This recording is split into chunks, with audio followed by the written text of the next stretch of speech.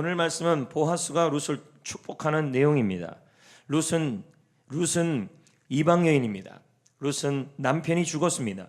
그리고 룻의 시어머니 역시 홀로 남겨져 있었습니다. 하지만 룻은 시어머니 나오미와 함께 베들레헴으로 왔습니다.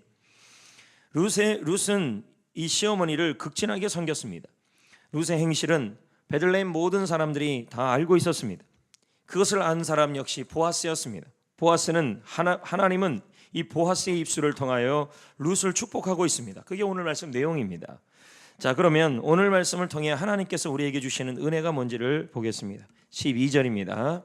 다 같이 읽습니다. 시작. 여호와께서 내가 행한 일에 보답하기를 원한다. 여호와께서 룻이 행한 일에 대하여 보답하기를 원한다. 현대인의 성경은 이렇게 번역합니다. 하나님께서 그대가 행한 대로 갚아주시기를 원한다. 이 보답하다는 말은 바로 미완료형입니다. 이 미완료형은 이건 히브리어에만 있는 아주 독특한 표현입니다. 이건 무슨 의미냐면 현재 진행 중이며 앞으로 계속될 동작을 뜻하는 겁니다.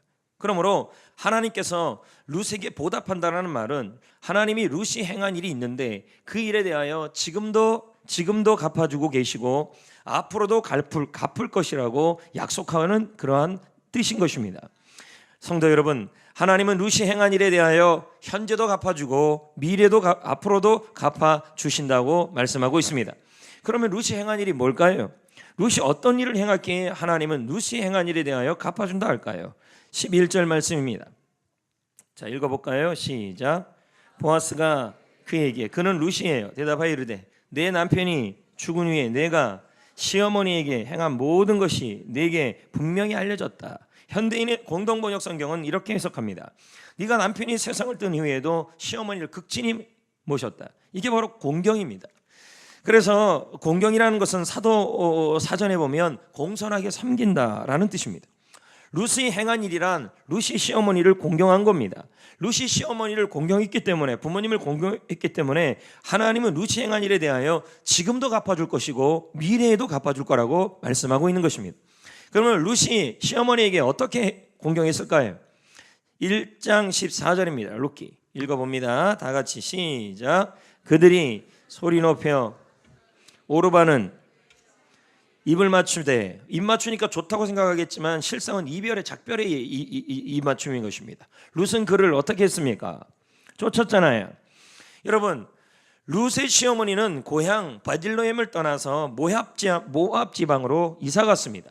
그곳에서 남편을 잃었고 아들 2명을 모두 잃었습니다. 사랑하는 가족을 잃은 것입니다. 아마 그 상실감은 이루 말할 수 없었을 것입니다. 나오미에게는 며느리가 2명이 있었습니다. 하나는 오르바, 또 하나는 룻이었습니다. 그런데 나오미는 아들들이 죽고 이후에 이 2 며느리에게 자유롭게 해주고 싶었습니다. 그래서 2 며느리에게 너희의 고향으로 돌아가라, 그리고 새 남자 만나라, 새 남편 만나라 라고 권면했습니다. 아마 이렇게 얘기하면, 오늘날 여성 동포 여러분들에게 얘기하면 이렇게 할 겁니다. 아싸 가을입니다. 너무 좋아할 겁니다. 웃자고 한 얘기를 너무 심각하게 반응하지 마세요. 이 말을 듣고 실제로 이 오르바는 아싸 가오리 하면서 시어머니를 떠났습니다. 그러나 룻은 시어머니를 떠나지 않고 함께 했습니다. 이게 룻이 행한 일입니다. 시어머니가 고향 베들레헴으로 돌아갈 때에 함께 한 것입니다. 여러분, 나오미가 2 며느리에게 고향으로 가서 새 남자 만나서 새 남편 만나서 새롭게 살라 한 것은 진심이었을 겁니다. 진심입니다. 그렇지만 나오미도 역시 마음은 외로웠을 것입니다. 누군가 옆에 있어주면 좋겠다는 생각을 했습니다. 그런데 룻이 시어머니가 그 마음을 헤아리고 시어머니가 가장 외로울 때 함께하고 있습니다. 성도 여러분, 부모 공경한다는 것은 부모가 겉으로 표현하지 않는 것이라 할지라도 그 마음까지도 헤아립니다. 그리고 표현할 수 없는 의도까지도 파악해서 외롭지 않게 합니다. 부모가 힘들 때 함께 해주는 겁니다. 이게 바로 부모를 공경하는 것입니다. 룻은 바로 그거를 했다라는 뜻입니다. 룻이 또 어떻게 나오미를 공경했냐면 나오미의 필요를 채워줬습니다. 룻기 2장 2절입니다. 자, 읽어볼까요? 시작. 모압 여인 룻이 나오미에게 이르되 원하건대 내가 밭으로 가서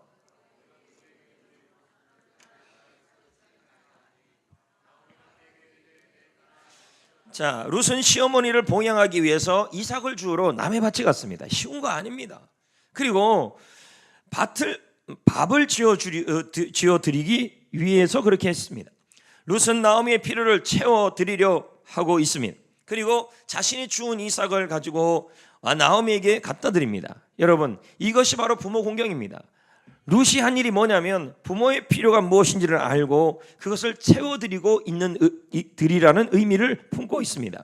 음식이 필요하면 음식을, 약이 필요하면 약을, 잘하시죠? 음식이 필요하면 음식을, 약이 필요하면 약을, 용돈이 필요하면 용돈을, 친구가 필요하면 친구를 만날 수 있도록 도와드리고 있는 것이 바로 이게 뭐냐면 부모 공경인 것입니다.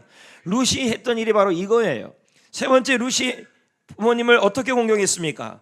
부모님의 말을 경청하고 순종했습니다. 룻기 3장 5절 6절입니다. 룻이 시어머니에게 이르되 어머니의 말씀대로 내가 다 행하리이다. 그가 타작마당으로 내려가서 어머니의 명령대로 다 하리라. 이게 룻이 행한 일입니다. 여러분, 경청이라는 말은 이 룻은 시어머니가 하시는 말을 잘 들었습니다. 그리고 그 들은 말을 그대로 했습니다. 이게 부모 공경이에요. 그러니까 부모 공경이라는 말은 뭘 의미하냐면 잘 듣는 거예요. 부모님이 말씀하시는 것을. 그리고 여러분, 잘 듣는다라는 말이 뭐예요? 그건 존경에서 나오는 겁니다. 그리고 순종 역시도 존경심에서 나오는 것입니다. 그런데 이 룻의 시어머니 나오미가 존경할 만한 것이 있냐는 거예요. 실상 없습니다. 왜요? 빈털털입니다. 아무것도 없는 사람입니다. 늙었습니다. 거기다가. 그렇다면 룻의 입장에서 어머니를 바라보면 예전같이 어머니가 그렇게 모든 걸 가진 분이 아니니까 실상은 그렇게 존경이 나오지 않을 수도 있습니다. 그러나 룻은 어떡합니까? 존경할 만한 것이 없음에도 불구하고 룻은 변함없이 어머니의 말을 잘 경청했어요. 아이들한테 뭐 한번 심부름 시켜보세요. 심부름 시켰는데도 다 잊어버리고 안 합니다. 이게 뭐예요? 잘 안 들었다는 얘기예요.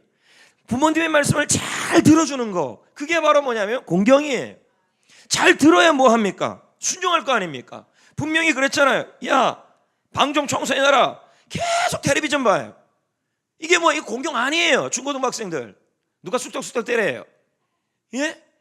중고등부 목사님 봐요. 부모님이 심부름하라고 그랬어요. 그러면 잘 들어줘야 돼요. 잘 듣고 정확하게 그걸 하고 있어야 그게 공경이에요. 그러니까 그거 하는 사람에게 하나님이 뭐라 그래요? 내가 상을 주리라, 그렇게 나오잖아요.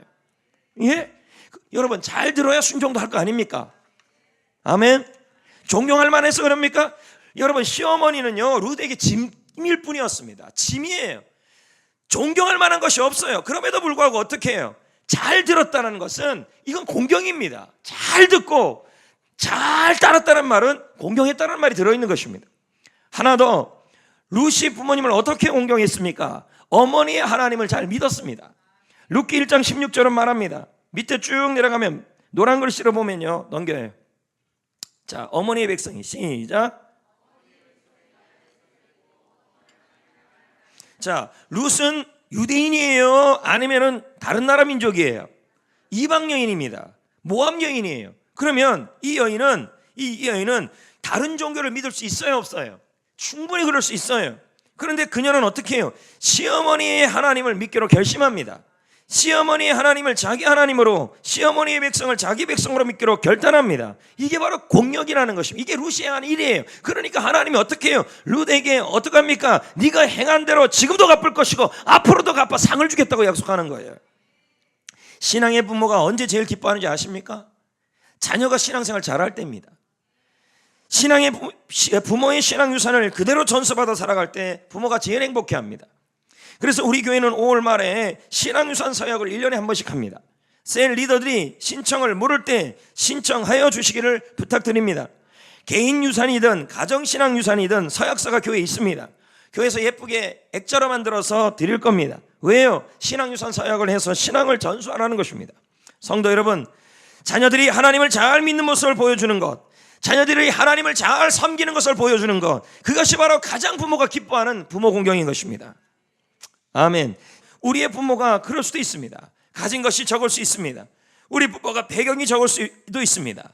이제 나이가 들어서 아무런 도움이 되지 않을 수도 있습니다. 부모에게 어떤 기대도 찾아올 수 없습니다. 부모님을 생각할 때 어떨 때 보면 짐이라고 자꾸 생각이 들 때도 있습니다. 그럼에도 불구하고 하나님은 우리에게 부모님을 공경하라고 말씀합니다. 그러므로 부모님이 힘들 때 함께 해야 되고, 부모님이 필요가 있을 때 채워줘야 되고, 부모님의 말을 잘 듣고 그대로 따라야 하고, 부모님의 하나님을 잘 믿어야 할 줄 믿습니다. 왜 그렇습니까? 나의 부모님은 나에게 어떻든 생명을 주셨기 때문입니다. 생명을 줬다는 건 쉬운 게 아닙니다. 여러분, 여러분의 어머니가, 또 우리 학생들도 있고 청년들도 있고 뭐 성도님도 계시지만, 여러분 아이가 잉태되어서 10달 동안 나오는 과정이 쉬운 거 아닙니다. 한 분의 여자분이 결혼 전에는 모두 고이고이 자란 처녀들이었습니다. 그러나 이 여인들이 결혼만 하게 되고 애를 품기 시작하면 이제는 여자가 아니라 엄마가 돼버립니다. 이때 이 아이들을 10달 동안 생각해보세요. 안 그래도 남자도요, 그만 있어도 임신 7개월 8개월인데 이걸 평생 날리게 되면, 여자들은요 그 안에 뭘 집어넣고 있잖아요. 애를 데리고 있잖아요. 남자들은 배가 이렇게 나와도요 먹을 거 다 먹어요. 그러나 여자들은 못 그럽니다. 왜 그런지 아십니까? 지난주에도 어떤 임신한 분이 저한테 기도받으러 왔어요. 이유는 뭐냐면, 아이를 임신했는데 약을 먹으면 아이에게 영향을 주니까 약을 못 먹어요. 감기 걸렸는데. 그래서 감기 때문에 기도받으러 온 거예요. 그러면 그 아이를 생각해서 엄마는 그 감기를 고스란히 견디고 있는 거예요.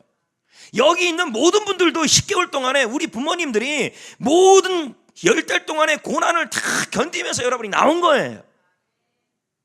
그렇게 쉽게 나온 거 아닙니다. 그것만 해도 감사해야 합니다. 그것만 해도 지금 공경할 이유가 충분히 있는 것입니다. 부모님이 뭐 해줘서 공경하는 게 아니라, 부모님이 나에게 생명을 줬기 때문에 공경하는 것입니다. 그것만입니까? 우리를 키우기 위해서 얼마나 많은 희생을 했습니까? 기저귀만 해도 5,000번 원 갈아줬을 것입니다. 거기다가 다 기저귀 다 옛날에는 다 어떻게 해요? 다. 빨리 대답해요. 그럼요. 그 묻은 거요. 요즘은 안 그래요. 묻었으면 더러워, 이거 그냥 버립니다. 제 말 틀렸어요? 또 여러분 그래요. 목사님, 일회용 기저귀가 얼마나 비싼지 알아요? 또 그럴 수 있습니다. 여러분, 일회용 기저귀를 피우더라도 우리 모두 지금 받는 아이들도 마찬가지지만, 그 일회용 기저귀 값만 해도 좀 많습니까? 아닌가요? 그거 다 받은 거예요. 다 받은 거예요. 부모님의 사랑이에요. 또 공부한다 그러면요, 돈은 없어도 공부값 주잖아요. 책값 안 줘요? 다 그렇게 공부했잖아요. 우리는 그걸 생각하잖아요. 공부한다고 하면 돈 주시는구나. 그래서 뭐라 그래요? 나 공부하고 책 사볼 거니까 돈 달라 그러잖아요. 사실은 공부 안 하고 책도 안 사보고 용돈 필요해서 그렇게 한 적 있어요, 없어요? 근데도 부모님은 다 속아드렸어요. 아닌가요? 그게 우리 부모님들이었어요. 저기 있는 쟤들도 아마 그럴 겁니다. 공부한다고만 그러면 무조건 돈 주니까, 너 오늘 공부하니까 라면값 달라 그러면 안 줄 수가 없어요. 공부한다는데. 사실은 오락하느라고 돈 달라는 거였는데, 그런데도 다 속아줘요, 부모님들이. 자신은 좋은 옷을 못 입어도 자녀에게는 옷 한 벌이라도 더 입히려는 게 부모였고, 자신은 좋은 것을 못 먹어도 자식에게는 좀 더, 우리 집은 맨날 나오는 게 김치 풀대가리밖에 없어, 이렇게 하면 그 다음날 고기라도 하나 내는 게 우리 부모님들이었습니다. 오늘 설교 되게 썰렁해요. 이런데 우리 부모님이었습니다. 여러분, 그러므로 우리가 부모님을 공경하는 일은 당연한 것입니다. 룻은 시어머니 나오미를 공경했습니다. 그런데 여기서 너무 중요한 사실 하나를 발견할 수 있습니다. 여러분, 나오미는 가난했지요. 나오미는 아무 도움이 줄 수 없는 분이었잖아요. 자기 하나 버티기도 힘든 사람이에요. 그러면 룻 입장에서 나오미는 짐이었습니다. 그냥 일반적으로 얘기하면. 그러나 저는 성경을 보면서 새로운 걸 깨달았습니다. 룻에게 나오미는 짐이 아니었다는 것입니다. 그럼 뭐였냐 했더니, 그 시어머니는 룻을 위해 준비된 축복의 통로였다라는 말입니다. 하나님은 룻을 축복하기 위해서 그 시어머니를 옆에 두신 겁니다. 그래서 제가 그 설교를 이렇게 시작했잖아요. 부모는 자녀를 위한 축복의 통로다. 부모 공경은 자녀를 위한 복의 통로다. 왜냐하면 하나님은 부모를 공경한 사람에게 행한 대로 반드시 갚아주시는 분이시기 때문이에요. 우리는 생각합니다. 내 부모가 내 옆에 있을 때 너무너무 부담스럽다, 힘들다. 그게 아니라는 거예요. 하나님이 내 부모를 여기 둔 것은 이 부모님을 통해서 나를 복받게 하기 위해서라는 거예요. 아멘. 룻은 부모님을 공경했습니다. 시어머니를요. 그래서 행한 대로 갚아줬어요. 어떻게 해요? 12절을 한번 봐요. 12절. 여호와께서 내게 온전한, 왜요? 룻이 행한 일이 있잖아요. 그게 뭘까요? 부모 공경하는 거였습니다. 현대인의 성경은 이렇게 해석해요. 하나님께서 그대에게 풍성한 상을 주시기를 원한다. 이건 무슨 뜻입니까? 하나님은 부모를 공경한 룻에게 풍성한 상을 약속하고 있고, 부모 공경이 룻에게 축복의 통로가 되었다는 말이에요. 시어머니가 진 같았고, 시어머니가 빈털털이었고, 시어머니가 아무 도움도 안 되고 존경할 것도 없다 할지라도 그 시어머니를 옆에 둔 것을 룻에게 하나님께서 축복을 주기 위해서 두어놨다는 것입니다. 부모 공경은 자녀를 위한 축복의 통로입니다. 부모 공경은요, 또 어떤 상이 일어나냐면 귀한 자녀를 낳아 키우는 상을 받습니다. 룻기 4장 13절입니다. 이에 보아스가 룻을 맞이하여 아내로 삼았죠. 예? 그러니까 여러분, 부모를 공경하는 사람은 결혼도 잘한다는 게 못한다는 얘기예요. 잘한다는 얘기예요. 이해됩니까? 예. 내 옆에 있는 부모는 여러분에게 힘들게 하는 존재가 아니라, 그분이 어떤 위치에 있든 어떤 자세에 있든 어떤 상태에 있든 상관없이 그분은 나에게 복의 통로입니다. 내가 공경해야 합니다. 그래서 아들을 낳았습니다. 룻이요. 맞죠?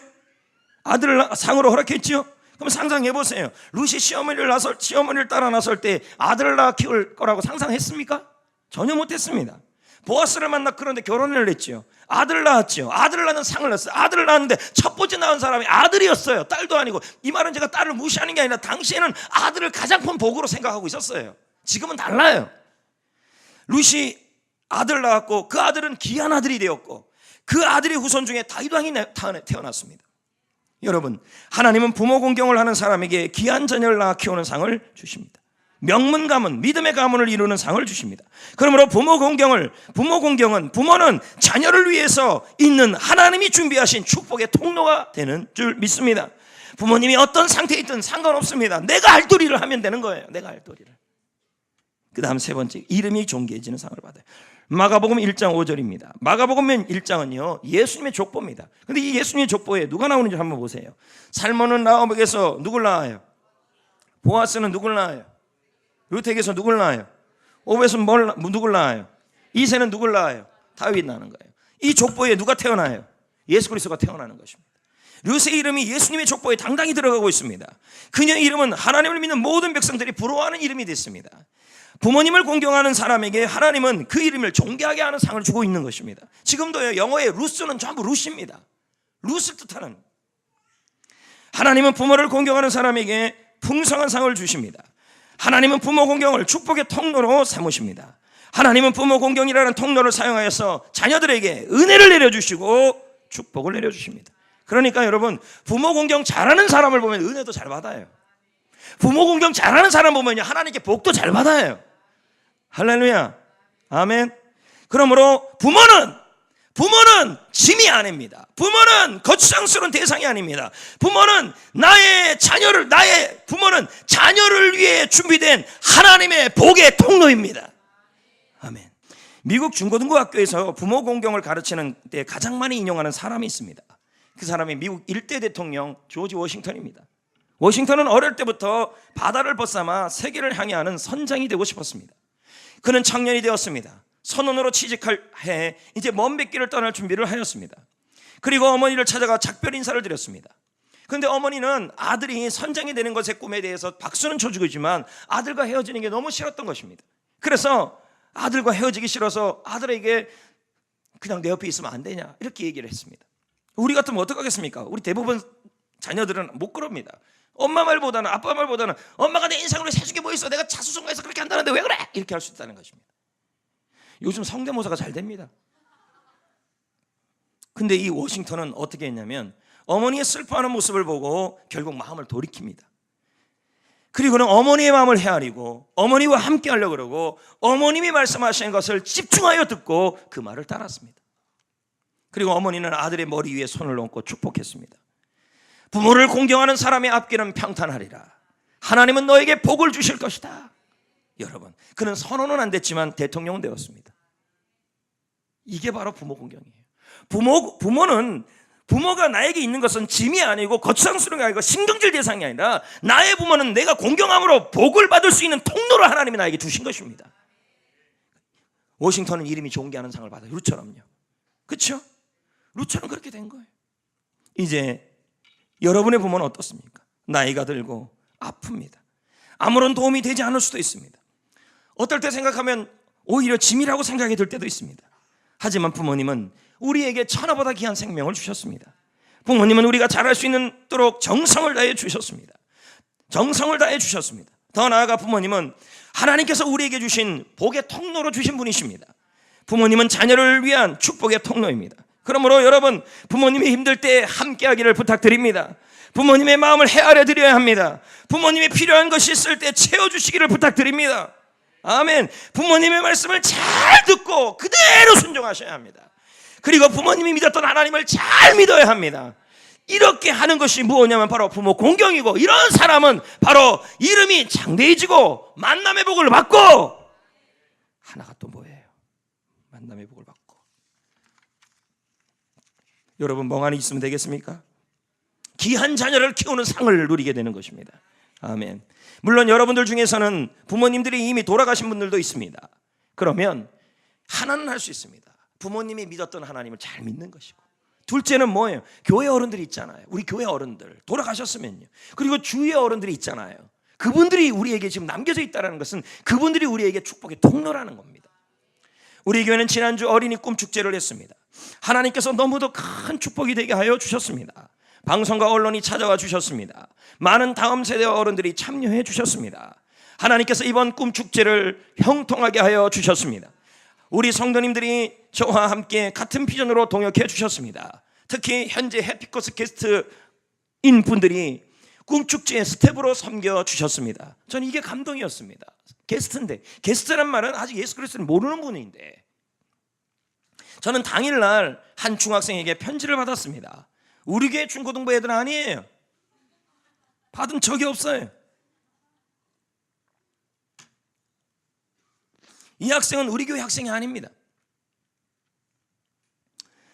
그날 제가 꿈축제 때 바쁜데 잠깐 방에 목양실에 있는데 뚝뚝 두드리는 거예요. 중고등부 아이가, 그 아이 친구가 저를 같이 데리고 와서 직접 목사님에게 이걸 드리겠다는 거예요, 편지를.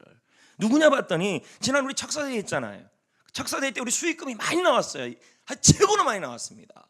그 수익금 전체를 인근 중고등학교에 장학금으로 지급했어요. 근데 그걸 감사해서 그 많은 아이 중에서 유일하게 딱 한 명, 아버지, 걔를 못 잊겠어요, 그 아이를. 근데 걔의 편지에 이렇게 써 있었어요. 난생 처음 받아본 장학금이었습니다. 그래서 기뻤고, 둘째는 액수에 놀랬다는 거예요. 여러분, 장학금 하면 액수가 그렇게 안 많아요. 애들 장학금이요. 근데 우리 교회 장학금은 액수가 많아요. 그리고 부모님에게 들었대요. 부모님도 보세요. 아이가 장학금 받았다면 기분 좋아요, 나빠요? 엄마도 이렇게 칭찬, 너 훌륭한 아이가 될 거다, 이렇게 칭찬한 거예요. 아이도 행복해하고 좋아하고. 그래서 제가 주위의 사람들에게 물었어요. 그 아이가 어떤 아이예요? 했더니 정말 가정이 불우하더구만요. 꼭 받아야 될 아이가 받았어요. 우리 교장 선생님께 그 얘기를 드렸습니다. 그때도 아이가 필요한 아이에게 갔으면 좋겠다, 많은 아이들에게. 그래서 저는 이 아이에게 말했습니다. 너는 훌륭한 사람이 될 거라. 그렇게 축복해 줬습니다. 성도 여러분, 더욱 감사한 것은 우리 교회는 어르신에 대한 섬김이 있습니다.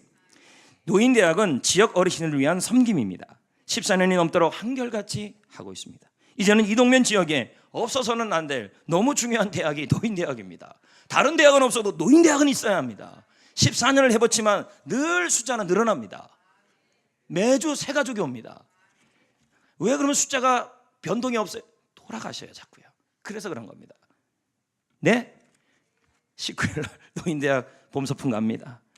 또한 오늘은 교회 어른들을 위해서 교구별로 만찬을 준비했습니다. 준비한 모든 셀 리더들과 셀원들에게 감사의 마음을 전달합니다. 제가 아까 음식을 먹어봤는데 제가 제일 맛있게 먹은 게 있습니다. 오이 무침. 청년들이 한 거였습니다. 나는 청년들이 밥해 먹는 건 처음 봅니다. 어른들을 위해서. 오이 무침 너무 맛있습니다. 아마 없을지도 모릅니다. 다른 건요, 더 맛있습니다. 10일 날, 내일 모레 10일 날 어르신들을 모시고 효도관광 갑니다. 저는 임진왜란 이후에 이렇게 좋은 장소는 난생 처음입니다. 우리 어르신들 행복할 겁니다. 어른들을 행복하게 갔다 오도록 기도해 주시고요. 또 후원도 좀 해주시고, 출발하는 날 8시 반입니다. 약간의 배웅도 필요합니다. 어른들만 달캉 갔다 달캉 오면 그것도 섭섭한 거 아닙니까? 그렇지요? 저는 확신합니다. 우리 교회와 교회 모든 성도님들은 좋은 만남의 상을 받을 겁니다. 이름이 존귀하게 되는 상을 받을 겁니다. 귀한 자녀를 낳아 키우는 상을 받을 겁니다. 왠지 아십니까? 우리 교회는 어른들을 섬기는 교회이기 때문입니다. 지역 어른을 섬기는 교회입니다. 지금도 노인대학에서 봉사하는 많은 도우미들이 있습니다. 그 자리가 바로 복받는 자리라는 걸 기억하셔야 합니다. 노인대학 도우미나 교수 자리를 잘 안 하려고 그럽니다. 왜냐하면 잘 안 알아주니까. 근데 실상은 그것이 바로 그 어른들이 축복의 통로가 됩니다. 귀한 자리입니다. 할렐루야. 우리 교회 어른들도 축복의 통로입니다. 우리 부모님들도 축복의 통로입니다. 이제 말씀을 맺겠습니다. 영화 로마의 후일의 여주인공이 있습니다. 오드리 헵번입니다. 그녀는 워낙 배우로도 유명하지만 그녀가 나중에 은퇴한 이후의 삶이 더 아름답습니다. 유니세프 그겁니다. 그거예요. 유니세프 그거 알죠? 유니세프 그거를 위해서 아프리카고 뭐간에 평생을 살았던 여인입니다. 그러니까 이 여인이 많은 배우들과 달리 저렇게 인정받고 존경받는 게 섬김이에요. 어른에 대한 섬김 그런 겁니다. 근데 그녀가 자신의 아들에게 했던 말이 있습니다. 사랑하는 아들아, 너는 매혹적인 입술을 갖고 싶거든 성형수술을 해라. 이런 말 안 했습니다. 뭐라고 얘기했냐면 친절한 말을 하라. 예쁜 눈을 갖고 싶거든 눈을 쌍꺼풀 수술해라. 이런 말도 안 했습니다. 좋은 점을 봐라. 늘씬한 몸매를 갖고 싶거든 다이어트 하라. 그런 말도 안 했습니다. 너의 양식을 배고픈 사람에게 나누어라. 오드리 헵번이 한 얘기예요. 여기다가 하나 더 보탠다면 이런 말을 보탤 수 있습니다. 사랑받고 축복받는 사람이 되고 싶거든 내 부모를 공경하라. 이걸 듣고 싶습니다. 성도 여러분, 하나님은 부모를 공경하는 사람에게 풍성한 상을 주시는 분이십니다. 지금 내 앞에 있는 이 부모님들, 여러분 짐이 아니고 여러분이 신경질 낼 대상이 아니라 하나님이 나에게 복을 주려고, 내가 복받게 하려고, 내가 멋진 인생 살아서 좋은 만남, 귀한 사람 만남, 자녀를 잘 키워서 이름이 존귀하게 되는 그 상을 받도록 하나님이 나에게 허락해 준 축복의 통로입니다. 그래서 부모를 공경해야 돼요. 그래서 지역 어른을 섬겨야 돼요. 그래서 우리 성전교회 어른들을 이렇게 섬겨야 돼요. 이렇게 어른들을 섬기면서 효도 관광이든 오늘 식사 준비를 이렇게 많이 하신 모든 분들 하나님께서 축복하실 것입니다.